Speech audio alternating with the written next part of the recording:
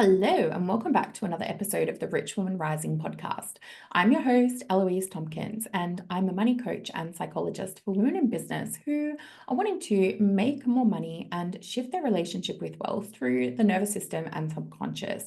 And today, I am so excited. I say this every single time that I have a guest. I really am. I really love talking to people. And I am excited to bring you Brook McCarthy, who is a veteran business coach and trainer for values-based business owners who want to make boldness their business strategy and she does this through coaching, courses, and masterminds. And one of the reasons that I reached out to Brooke is because I love, and we we're talking about this just off air, that we're both a little unhinged in our content. Sorry, I'm making her laugh before I'm bringing her on. But I love that we can have these conversations and we need more women to be more unhinged. And, maybe that's not even the right word, but Brooke, I'm so excited that you're here. Thank you so much for joining me. I'm sure we're going to have a great conversation. Yeah, I hope so. I hope so. That's going to be the title of the podcast, Unhinged with Brook McCarthy. That's actually a podcast name in and of itself. Maybe I should rebrand.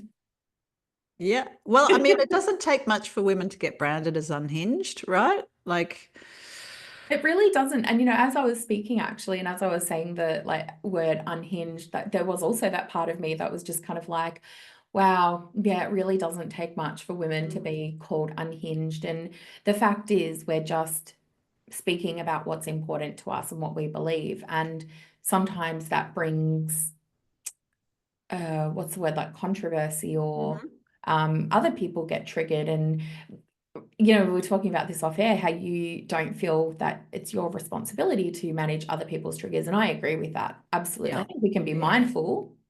Yeah. But tell us a little bit about you, because I feel like I could go down this rabbit hole, but tell us a little bit about you and Where should I start? I guess, like, if we're talking about money, mm, why don't we start with pocket money?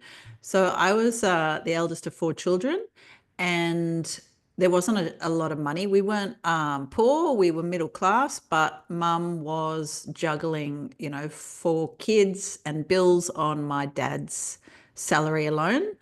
And so there wasn't any pocket money, to be frank. And when you're a kid, you want lollies, and you want, some freedom. You want to have a dollar or two to actually make some decisions with. So the Babysitters Club was also in vogue. I don't know whether you were a fan. Did you ever? oh my gosh, was I Yeah. a fan? Yes. Who was your favorite babysitter? Oh, it varied. Like, I think I related to Dawn because, just so goody goody. Um, Yeah. I think Dawn was She goody. was the hippie from California, Oh, right? yeah, she was. Yeah, yeah, that's right. And I always wanted to be Stacey, though. Stacey was the smart one. I can't remember. No, she was like the popular one, like the really cool, hip, Yeah. popular one. Yeah. I think Okay. Marianne was the smart. Yeah, she was the sensible one that kind of made the whole thing happen, right? Yeah. Yeah. So inspired by the Babysitters Club, I think I would have aspired to be Dawn for sure, and Stacey probably, but I was probably more the sensible one. Because I roped in a couple of friends that lived in the street, and we started, our own version of the Babysitters Club. And I was, the treasurer and the secretary, and I took the majority of the work. And That is very Marianne of you. Marianne, a very Marianne of me. And we used to just literally walk down the street, knocking on doors around the neighborhood, going, "Hi, we're kids from, we Talibar Road. Do you have any jobs that need doing? We can, we can pull weeds, we can vacuum, we can mind your child, we can read to your child, like whatever." And so that was like my early experience of money. And it was such a positive experience. Like, it was so fun and, amazing to have the power and the choice, and so, that I kind of think of every now and then quite fondly. But I was 28 when I started my business. I'm 45 now. I thought I was too young. 28, 29. I was pretty certain I was too young to start a business, but circumstances were that, I kind of was managed out of a job, and it felt like this was the best next step. It was certainly, not something that I kind of planned for. I didn't have a backup plan. I didn't have, savings. I hadn't created a side gig while I was working. That would have been very sensible. But, I was just kind of jump in the deep end. I think I'll just go ahead and do this. And yeah, that was 17 years ago. I love that. And it's interesting, like how those early influences can kind of, because like what I hear from childhood was I didn't have it. We didn't have enough money. We didn't have like surplus money. And so the way that I got surplus was to put myself out there.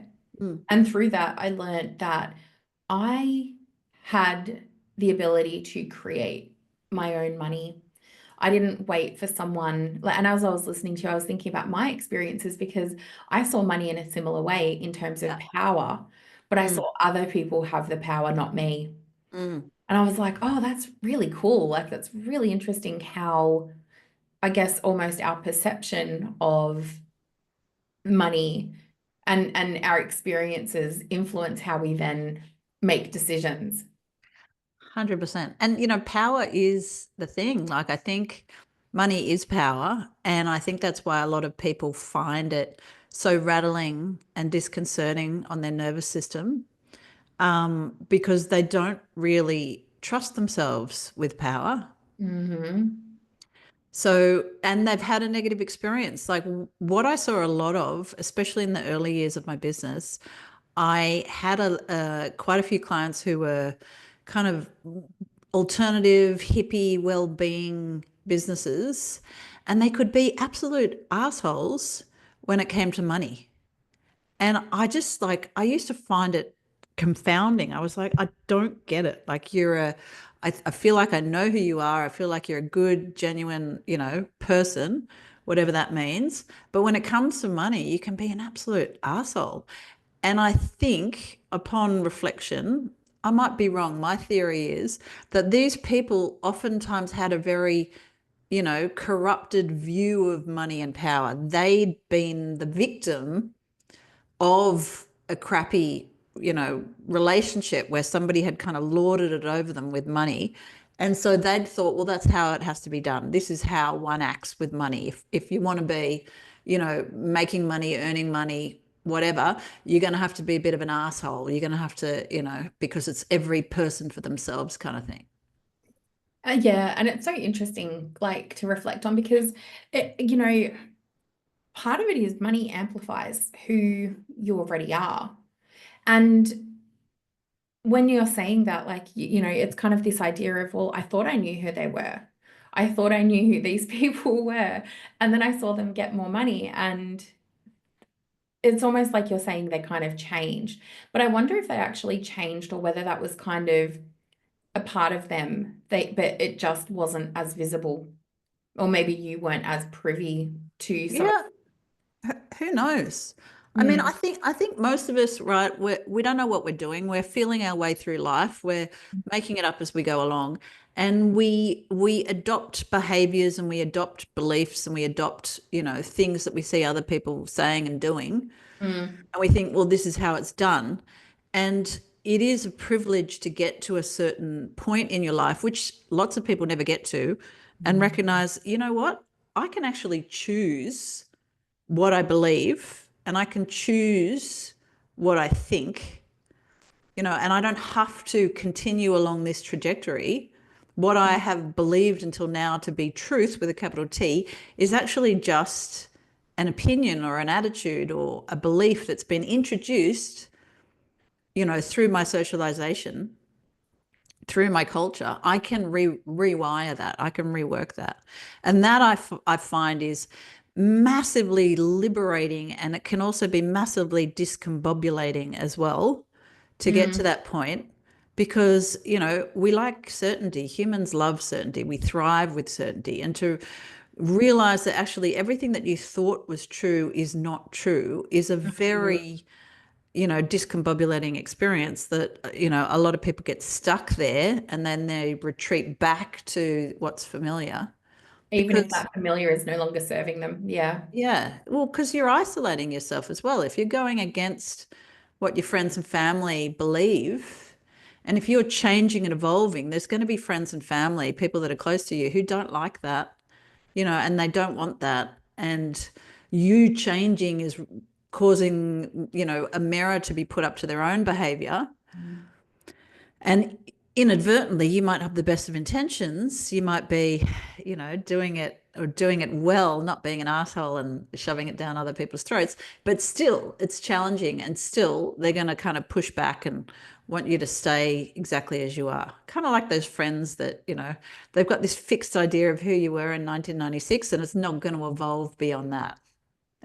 Is that what happened to you? Because obviously you've been in business for quite some time now, and is that how did that play out for you? Because obviously you start a business and there's hard work and a lot of, well, I don't know about you, but like a lot of time, energy, and learning a new skill set Yeah. in addition to the skills that you already bring to the table. Yep. But then as you started to make money, Mm-hmm. how did that shift with those relationships around you? Yeah. Yeah. I mean, invariably you're going to lose people, and it's not going to be their fault and it's not going to be your fault. It's just how life works, right? And I can be like, I'm terrible at saying goodbye. I was a tour leader for a couple of years, and if I like somebody, I really like them. Like I can be an absolute wet blanket with letting people go or letting things finish. Like I've got a strong nostalgic, sentimental, emotional streak. But that's life. You're going to have people that you absolutely adore and that are really relevant to a period, and then time changes, things evolve and they're not there anymore. And so, there's been multiple people that have, moved through my business or moved through my life as well. And, there were clients, for example, that I adored and that were my very first clients that I charged $60 an hour to. And, everybody else was $70 an hour, $80 an hour, $90 an hour, $100 an hour, blah, blah, blah. And eventually, you have to part ways with that person because they're not going to pay more, and they've made that clear. So what are you going to do? Like, you're going to continue to charge far less than you're charging everybody else because of sentimental reasons? Well, I mean, you could, and You people can. do. So how did you not? Like, how did you? Because, like, this is the stuff. Like, what you Yeah. said just there is Yeah. gold because I see this so often. Mm. Women are scared to lose their community. They're Yeah. scared that if they increase their rates or if they change too much, that Mm. they're going to lose the community that they've built, and they're not going to find another community because Mm. they're relatable to their current community. Yeah. Well, I think it depends on the person's response to you. So, for example, I have people in my community who don't pay, who aren't, paying clients and customers. Perhaps if I sell something that's cheap, they will participate in that. But they're wishing me well. They're not in my inbox, telling me off for having the temerity to charge what I charge. Like they're not people that are kind of sucking my life force or resenting me or bitching behind my back. Having said that, I'd have no idea if they were. Like I'm elsewhere. I'm occupied doing more interesting things than, finding people bitching behind my back. That's deeply uninteresting to me. Um, but the other thing too is that your clients will see you evolve. And I had one client I remember years ago who joined my program. She said, I was on your interest list. I kept seeing the price rise. And I'm like, well, God, I've got to join because I always intend to join. I keep postponing it, but you keep putting the price up. And hey, if you're listening, the price is not going down, the price is going up. And the price ain't coming back down again. So like the sooner you buy, the better. Um, so she jumped in and she joined my program. So, your best, let me start again. It's not your best clients, but some of your clients will evolve with you, and you putting your price up is actually valuable and useful and helpful to them because you're demonstrating your evolution. You're demonstrating the behavior that oftentimes they want to model because I'm a business coach. My clients are business owners, they're soloists, they're, service professionals. And a lot of reasons why people come to me, like one of the trigger events that people reach out to me, is because they want to raise their price. They know they have to raise their price. It's been in the agenda for some time, but they're scared to raise their price for the reasons you just stated. They don't want to lose their clients. They don't want to isolate their community. They don't want people to think that they're greedy or, too big for their boots or whatever, whatever stories we tell ourselves. So, I think it's really a useful thing to recognize that your clients want to see you transforming. There's a yoga studio down the road from where I live, and they were a client of mine about 15 years ago. They have the same signage. They have the same untouched, out-of-date website. They are stuck in a time, capsule. That is not inspiring. I want to be embarrassed by the marketing I was putting out a year ago. I do. I want to be embarrassed. Like I look at my work a year ago and I think, shit, that's, So I love this. And what I'm so curious, like as you've been speaking, like I'm loving it. And what I can't help but think is how do you actually do this when you have your, part of your body going, ooh, I don't know. Because it's like all great in theory a lot of yeah, the time when we say, okay, raise your rates. And mm, people know, people like women are not stupid. yeah, yeah, They yeah, know, but yeah. they're not doing it. And they know that, they can like to be Well, I honest, think, yeah, I think I understand the intention behind your question. There is a few different things. Number one is the actual action, the taking of the action. And that doesn't have to be from, $2.50 to $60. It doesn't have to be one giant leap, although it can be. Like I went from 540 to 2,500 in one pay increase. But whatever that stretch is, it has to be some stretch and it's some action you're taking. And then it's the actual bedding down that is the really useful part. Because I think a lot of us, we do brave, bold things. We put ourselves out of our comfort zone. We have big experiences where our nervous system feels a bit rattled. And we don't actually take the time to kind of better into our bones. We're rushing into the next thing. And this is where the business owner and the business becomes really destabilized because the business owners, you can kind of feel their energy. It feels frenetic and it feels like is that what your ungrounded. energy feels like? Say again. Is that what your energy feels like? Frenetic and ungrounded when you do that? Initially, yeah, for sure. Like not so much nowadays, but I remember one experience, like I think this will help illustrate my point. There was a guy who paid me in cash long Like after actual that, cash? in actual cash, Jeez. Oh my long God. after that was a thing. Yeah, long after that was a thing. But anyway, he was an older guy and I met him face to face. And he paid me the deposit, which was $900. So he pulled out, 50s, 1850s from his back pocket. And I remember at the time thinking, this is a great opportunity. Yeah. So because it was weird, right? And you don't actually often have that experience of somebody handing you cash. So I really made a point as he counted 50, 100, 150, 200. I made a point of like sinking into my heels and kind of taking deep breaths and just kind of being in the moment, like really kind of bringing whatever weird mental energy there was back into my body. I love that. And that's such a great, illustration because, Yeah. it's one of those things like when I talk about nervous system regulation a lot. And what I hear from that, Brooke, is that it's not about being calm as a cucumber and just raising your prices and, Yeah. it's going to be happy, happy days. Yeah. It's about even in that moment of discomfort, even in that, uncertainty of, oh, this feels a little uncomfortable, a little bit weird to be receiving $900 in cash, $1850 notes.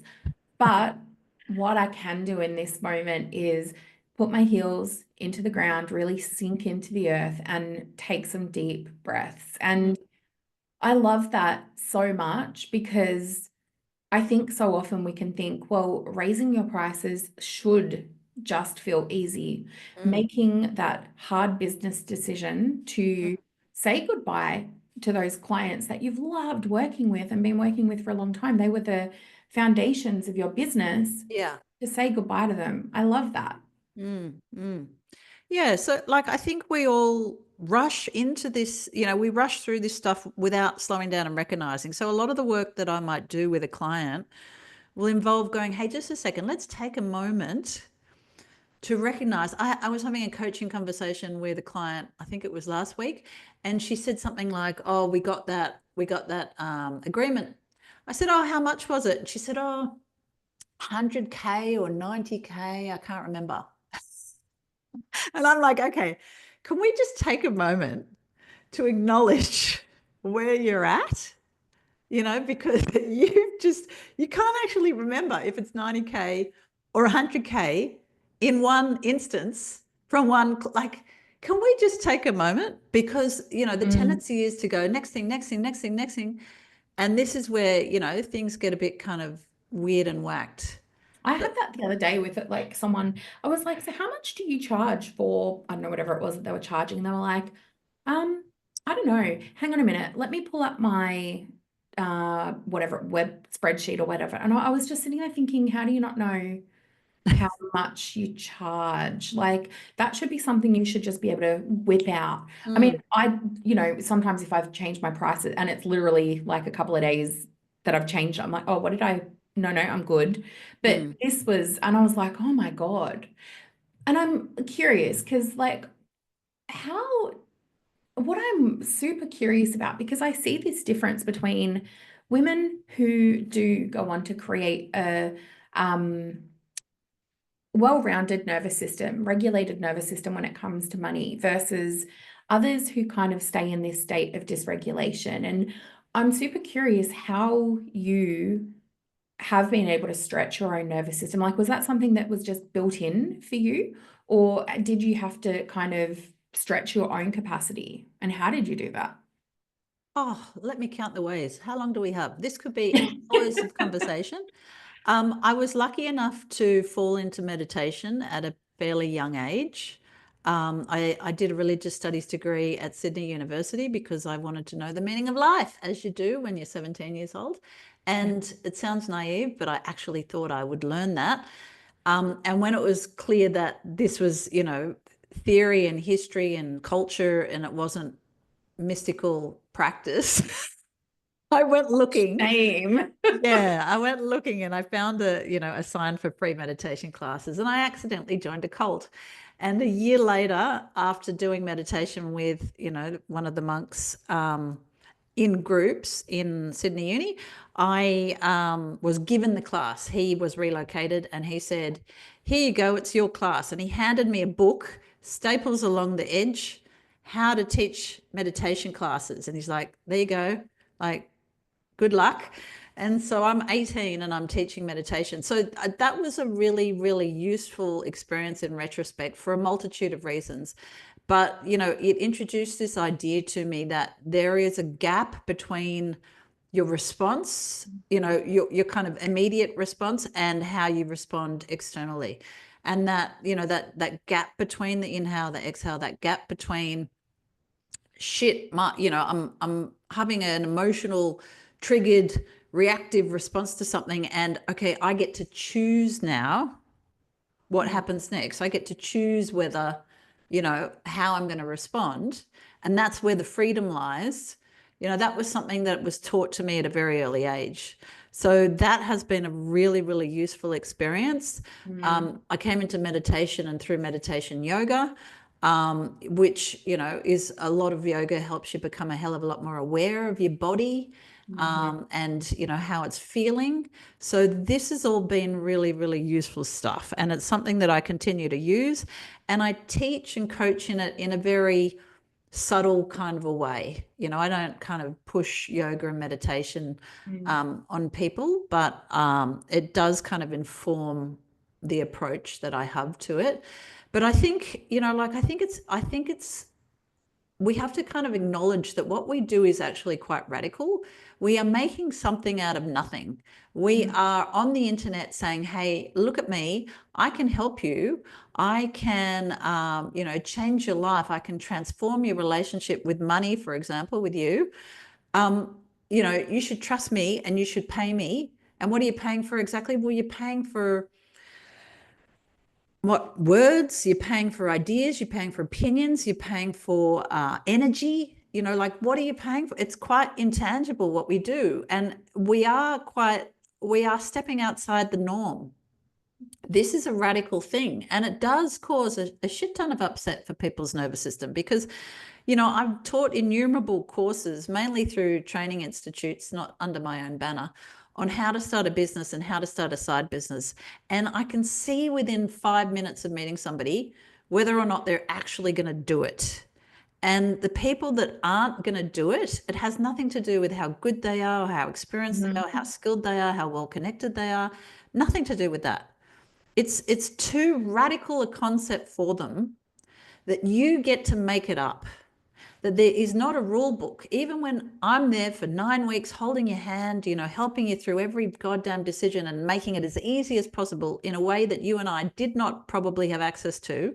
Nobody, I didn't do a course on how to start a business. I just started. But even after this, you still can't quite get your head around the fact that you are going to be making all the decisions. There's no rule book apart from exchange value for cash. And, good luck to you. And people either step forward and they lean in and they're like, hey, or they're like, what the fuck? I can't do this. Like I'm off to do another course or find another book because there's got to be a rule book somewhere. Where's the rule book? Yeah, there's got to be another strategy that I can implement that somebody else will give me. And it's so funny because you're spot on, absolutely. And the thing that you said that stood out, there was one sentence that stood out in terms of why they don't. Right. Did you know what that is? Don't know. You tell me. I will. I don't believe I can do this. And so where was your moment of you believing that you could do this? Was that always a thing for you, that you believed that you could do this, or? Yeah, I mean, back to that kind of early experience with the Babysitters Club. It had, I demonstrated that it was possible. And, we weren't making big money, but, we made money. We made money. And I think that this is one of, we're talking about nervous system, so therefore we're kind of talking about risk. And this is one of the best things that we can do for ourselves to reduce risk and increase certainty, is to know that no matter the economy, no matter the industry, no matter the circumstance, we can make money without, needing to be beholden to somebody choosing us for a job. Because to be frank, I didn't have a huge amount of fun as, an employee. I wasn't like, people weren't queuing up to hire me. I had a skill set that was, I was an art student. And then when I decided, okay, quarter life crisis, I'm going back to uni, and this time there's going to be a job at the end. I'm going to make a sensible decision. There's going to be a straightforward path into a job. Idiot decided to do a Master's of Arts in International Relations. The career path from there is you volunteer for 2 years for an NGO and don't get paid, or get paid, below average wage. Oh, go to university, get a good job. You'll get a good job if you go to university. Nah, what fucking rubbish is that? Forget it. Yeah, forget it. And the thing is, there's so many of us. There's more of us in that category than there is the sensible people that did law. Mind you, the sensible people that did law, most of them don't work in law. Everyone I meet with a law degree, 95% of them aren't lawyers. Or the women who are in law complain that they're not getting paid as much as their male counterparts because they don't feel like, anyway, that's a whole separate conversation. But but it's that thing, right? Like, because I think women don't believe that they can. So again, having this conversation, right? Like even with you now, like because it's funny when you are someone who steps into owning your worth, and kind of hate that because I don't think that you as a person are more worthy of charging X than the next Yeah, let's talk person. about that. Let's talk about worth. Go for it. So I really, really hate the word worth, and I hate the word deserve. I think we should, in relation to money, I think we should just delete those two words from our vocabulary. I don't think they're helpful. In fact, I think they're quite harmful. And this is part of the problem. So if we can bring this back to women, for example, it is not uncommon for self-employed women, be they freelancers or otherwise, to get into money negotiations and money conversations with prospective clients where the prospective client is an energy vampire and they are making the female business owner feel that it's all very personal.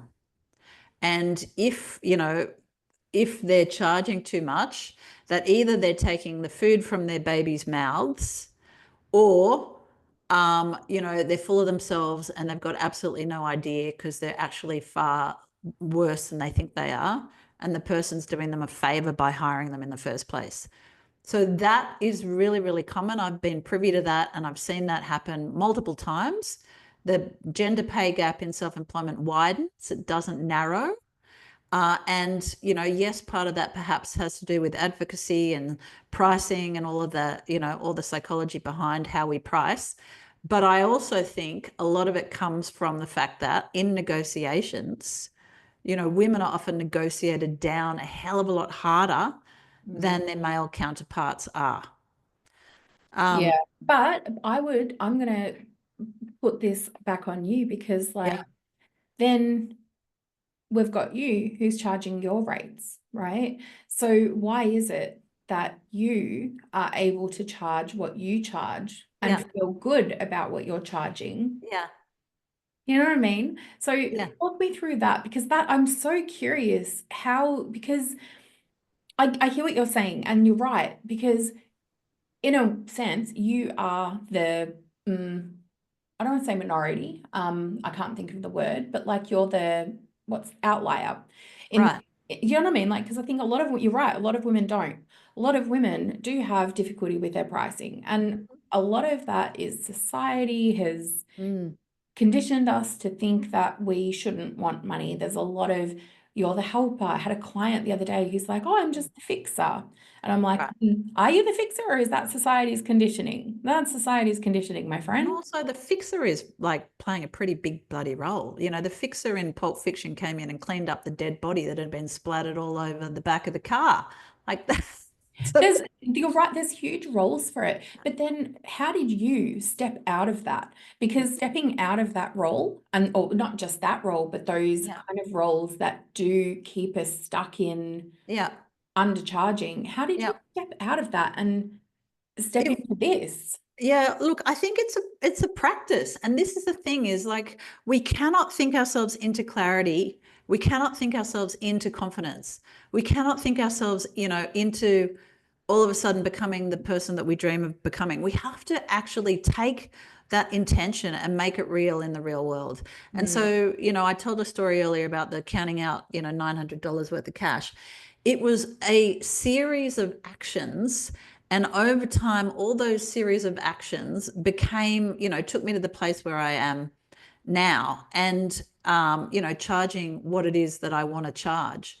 And, you know, it didn't necessarily happen quickly. It didn't necessarily happen easily. There was definitely two steps forward, one step back amongst it. But, you know, it's things such as, you know, I love talking about money and I love asking people how much they paid and how much they charge and all this stuff, because how the hell else are you going to find out this goddamn information?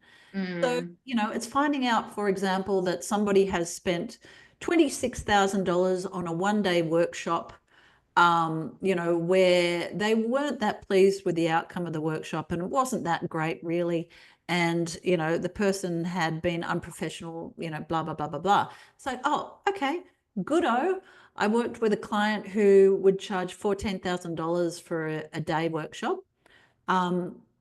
You know, and being a business owner and being able to see what other people are doing. I had another client, for example, who charged, excellent money and made 170,000 in her first year in business. And the reason she did that was because she was privy to information. She was privy to what other consultants charged. She knew the industry and what was already being charged, and she charged accordingly. If she hadn't had that information, she wouldn't have been charging like that.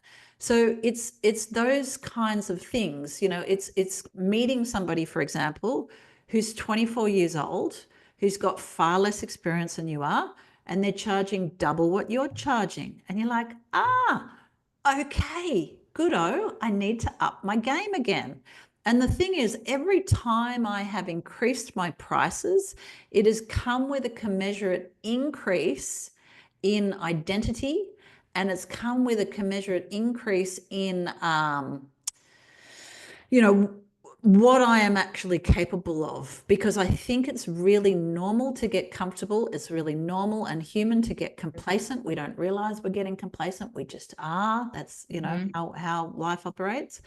And when you charge a price where you're like, oh shit, I better deliver, it pushes you to actually raise your standards, put in the and I don't want to say time as well, because oftentimes when you increase your prices, you're working fewer hours.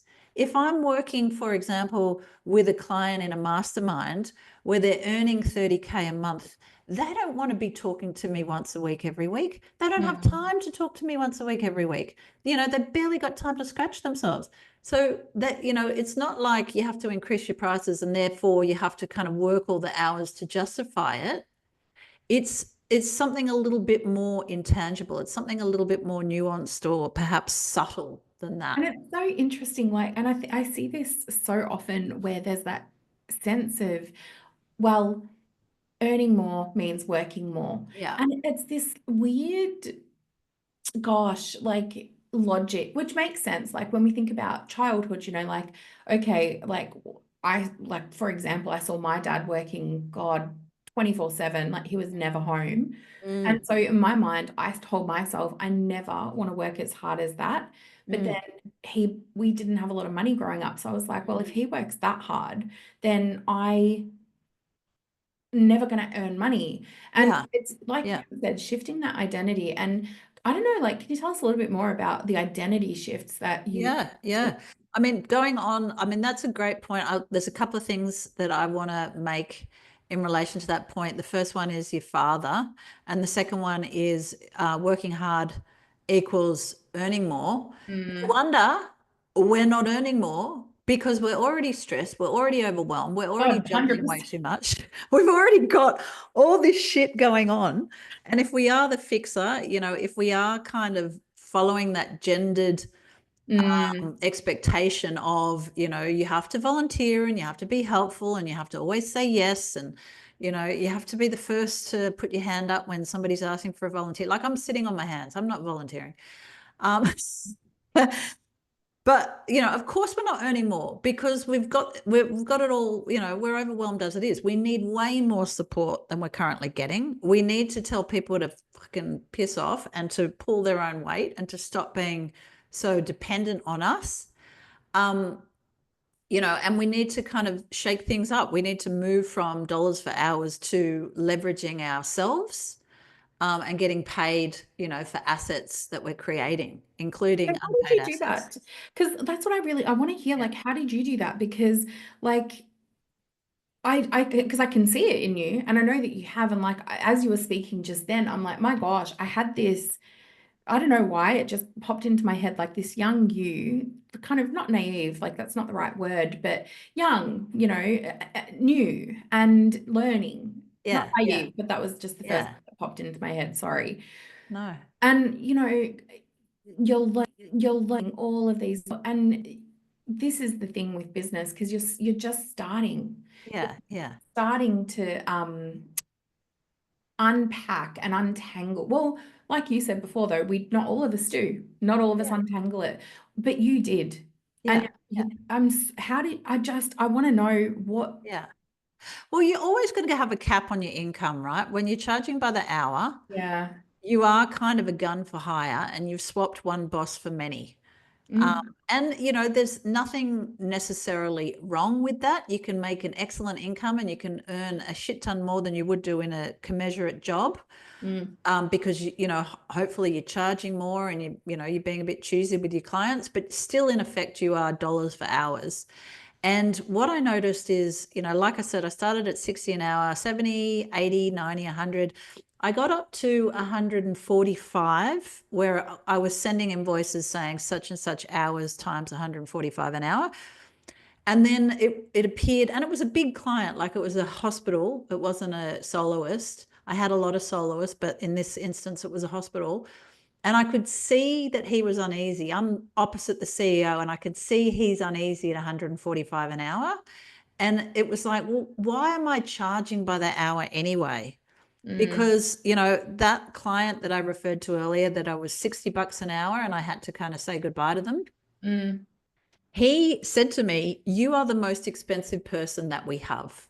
You're good at what you do, but I'm paying you more than I'm paying anyone else." And at the time, I was thinking, "Are you fucking kidding? Like, I'm charging mm, everyone else 120. I'm charging you 60. Are you kidding?" He said, "There's a young guy in the office and he's so enthusiastic. I pay him $20 an hour and he's teaching himself skills off YouTube." And I'm like, I wanted to laugh. I didn't. But I'm like, are you kidding? You are paying this person to learn on YouTube on your dime? Like the thing that mm, happens, of course, the better you are, the faster you are. Like I can have an intuitive hit with a client. It's not about how quick that intuitive hit is. It's like I've got the expertise, I've got the runs, and I've seen this situation that the client's in 1,000 times before. I know what the main mhm, options are. I know the pros and cons of those options. I know intuitively, because I know the client and I know their business, mm, what the best decision is. We can have a 1 hour conversation. They can go away and charge $25,000. Like they can have a direct return of $25,000, which has happened multiple times from a mm, single 1 hour session. Why the hell would I be charging by the hour? That makes no sense. mhm, Like, and if I'm doing digital marketing, I've been doing digital marketing for, I don't know, 18, 19 years. I've been producing content on the internet. Like, mm. you should see me. I'm like, ding, ding, ding, ding, ding. If you're watching on the YouTube video here, like that was so good. There's smoke coming from my fingertips, like I'm moving so fast. I So like love it that. has nothing. But a lot of people still don't get that. My mum, for example, she's like, "You got paid how much?" I said, "I got paid $5,000 for a 45-minute speech." And she's like, "What?" She said, Mm, "How long did it take you to drive there?" And I'm like, "What?" I'm like, "What does that have to do with anything?" I'm like, I don't know, it was a 25-minute car ride. And she's like, "Yes, but it's 25 minutes there and it's 25 minutes back and it's a 45-minute." Like she mm, couldn't comprehend that I'd get paid 5,000. She's like, "But it comes down to your time, right?" And I'm like, "No, mum, that's exactly what it doesn't. It doesn't come down to my time." mm. How interesting. Like yeah, the parental money stories that they Yes. hold, Yeah. and being that person that shifts, like tries to shift that money. And I see this so often, where it is people out earning their parents and the Mm, emotions that come with yeah. it. And I know I struggle with that too, like, Me oh, too. I could never earn more than my dad because Me I don't too. want to earn as much. Like, oh, it's wild. Yeah, it is wild. It's totally wild. I remember because I worked for my dad, and this is probably something else that made me a little bit more comfortable with money. Is I learnt bookkeeping from a young age, and I would do his books. And I'd answer the phone to people that were seeking to be paid. They're like, "Those invoices are overdue. When's the money coming?" And I'm like, "Oh, checks in the mail, George. Checks in the mail." So like I was comfortable with the fact that businesses have debt, that, creditors Mm, and blah, blah, blah. Um, and I knew how much my dad got paid, and I knew how much he got paid at the peak of his career. So when I was coming towards that number in my own profit and loss, my own business, I was like, this is wrong. mm, This is wrong. Surely my dad was older than me or better than me, or, you know, like how can I out earn my dad? That makes, you know, this is not respectful, Mm. you know, but it's again, it's kind of one of those things that what, you know, are you going to stay? Are you going to deliberately sabotage your earnings because for some random reason you've decided that this is wrong? You know, is that But actually a thing? you've made it conscious though, right? And I Yeah, think this is the thing that a lot of people don't, well, like seeing people, but women, they don't yeah, do. They yeah. don't make it conscious Mm, because like 90 to 95% of what we do is unconscious, right? mm, Which is wild. And we think that we're making decisions in our business. I remember having a conversation. This wasn't a potential client. I don't know how we met, like in some training course or something like that. yeah. You know, you get into little breakout rooms, and I was Mm, talking to this woman and she was like, oh, my coaching business has just always been just under the six-figure mark. It's always been around 90,000, but it has never hit the 100K mark. She's like, so I just don't think that there's a market enough for my right. business to hit the six-figure mark. And I was just sitting there thinking, as long as you believe that, that is gonna come true Yep, because yep, you know, as soon as you get close to the six-figure mark, yeah, pull back on marketing, pull back on promoting or whatever it was. I don't know what she was doing, but it was just all of this self-sabotaging behavior. yeah, But because she'd identified with yep, this is just how it is, she was reinforcing it. And I see that time and time and time again. yeah, And yeah, I wish I could just like shake people sometimes and be yeah. like, what the like you can have whatever, you can do whatever you want. Totally. And, you know, you also need to find evidence elsewhere. Mm, Because, you know, there's a saying about if you're fighting for your limitations, you know, you'll get to keep them. mm, You're taking a piece of evidence, which is your prior profit and loss statements, and you're deciding that is the evidence, end of story. mm, So one of the things that I do, like, you know, going back to raising your prices, one of the things I do with clients where they want to raise their price is I go, okay, off you go and do a survey of people who are doing something similar to what you're doing, and find out what the price, you know, what they're charging. mm, Invariably, they will come back with a massive big range of pricing where somebody's charging, you know, giving away the farm for a song, and somebody else is charging money that just seems unbelievable. And it's like, oh, okay, great. So pricing is arbitrary, and you mm, get to choose, you get to decide. So go and look for evidence of people mm, that are doing what you want to be doing, earning the money that you want to be earning. Because if you're actually seeking that, you know, you will find that. You will find people, which, you know, I do. I work with people oftentimes who have got young babies, and, you know, they've got busy lives. They've got husbands or partners that are unhelpful or that are away or mm, whatever. And they're earning 3 times, 4 times what I'm earning. And I'm like, mm, well, okay, well, they are demonstrating practically that mhm, it is possible. That, you know, it's only a matter of how, and how is not a stick of which to, oh my God, how? It becomes an expansive, open-ended, like, you know, question to lead me into, okay, creative thinking. I'm going to get creative now. I can see it demonstrated in the real world that it's possible. And so rather than, and this, I wasted a shit ton of time doing this. My God, I made all the mistakes. I wasted a lot of years. Well, it's okay for that person because they don't have any kids. Well, it's okay for that person because, you know, they're, I don't know, married to somebody wealthy. It's okay for that person because they had a background in media. It's okay for that person because, you know, let me come up with 1,000 stupid stories to justify me staying exactly where I am. because your nervous system wasn't ready. It was, you know, and when you have that nervous system, it will look for that. It'll continue to look for that familiarity. And I love that you share that because we all have those stories. I have these stories too, right? I had my story for, God, decades. And the difference is, are you going to keep holding that story? Well, one, because the first part is to kind of go, well, okay, there are stories. Even if I don't know what they are, I have stories. Mm, And then the second part is, well, do I want to bring them into conscious awareness? mm, And it's funny because as a psychologist, like when I worked as a psychologist, I would have clients that would be like, Ellie, I fucking hate therapy because with all of these stories have been brought into the light. And I'm like, I know, it sucks.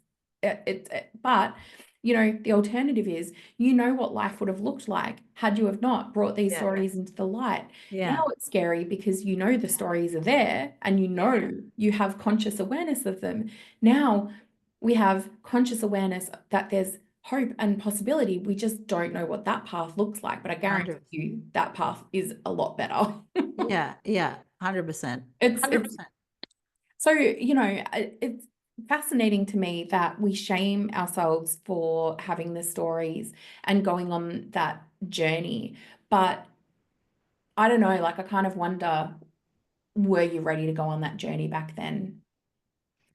Yeah, and I think that was part of yet another epiphany and yet another kind of awakening and a giant leap forward of recognizing that I was really boring. I was boring myself, and I was surrounding myself with business buddies where we were boring each other. We were saying the same, it's like a friendship group where they say this and you can almost predict it, and it's like, you know what, these are the wrong people. Like, my stories are boring and my stories are being reinforced by this little gaggle of passive aggressive, let's stay small and poor together. Let's bitch about other people that are earning more than us. Let's build up our snobbery as a defensive mechanism on why we're better but we're poorer, and let's stay stuck and happy together. And I'm like, okay, this is not working, because these people don't have what I want. Like, this is not actually what I want. I want to be in a room where I am the least intelligent person there. I want to be in a room where I'm being challenged and I'm being pushed, and I feel out of my depth. And, people are modeling the kinds of lives and the kinds of money and the kinds of impact that I desperately want. Like that, they're the rooms that I want to be in. So, that was yet another kind of stage, and it wasn't fun, Mm. it wasn't That was fun. exactly what was going through my mind. All that was going through my mind then Yeah. was, let's ask Brooke about what sitting in that discomfort of being in that room was like, because I relate to everything that you just said there. I get, oh God, I'm not going to go on a rant. I could, because I get so irritated. Okay, maybe it's coming just a little. I'll try to contain it. But I do get irritated going into these networking events where it's exactly that. It's kind of like, oh, you've got your little business and you've got your little side hustle, and, we're clapping for you because you're in the room.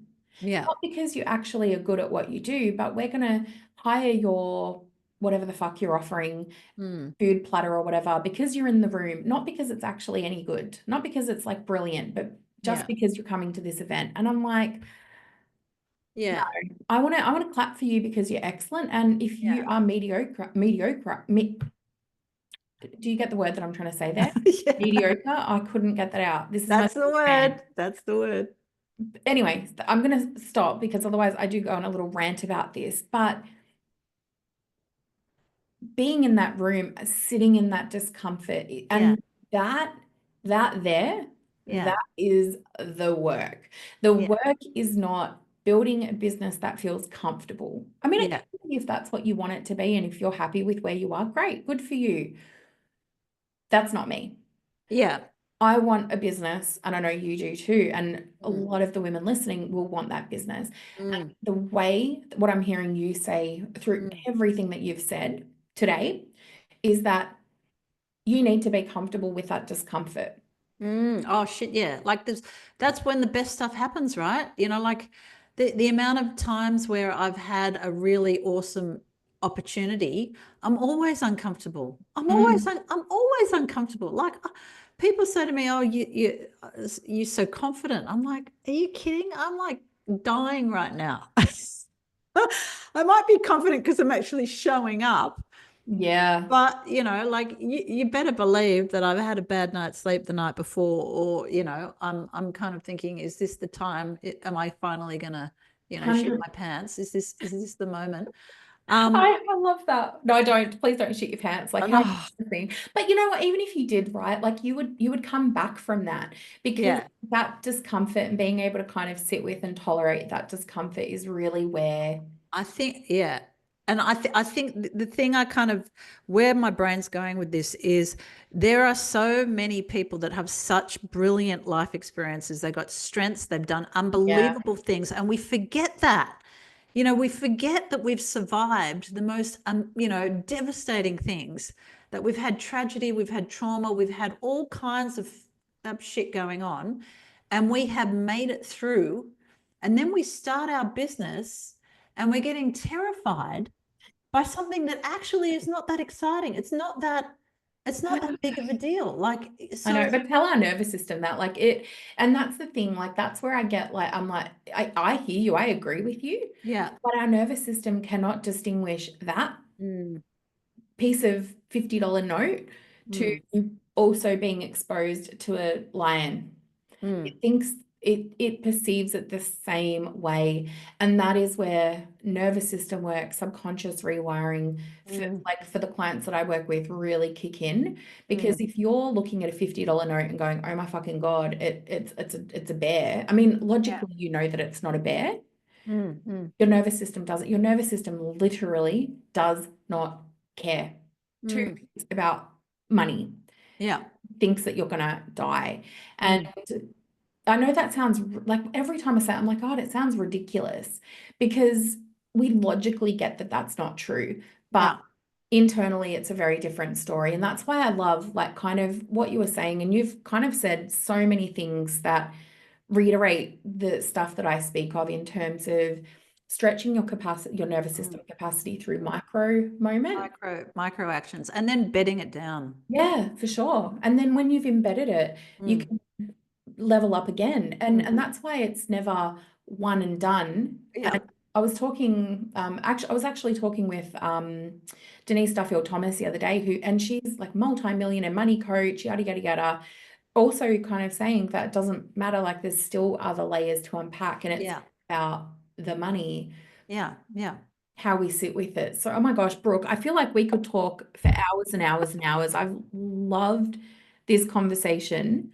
Me too. I can't work. There's so many like thoughts just bumping around in my mind. Mm. But we need to wrap up.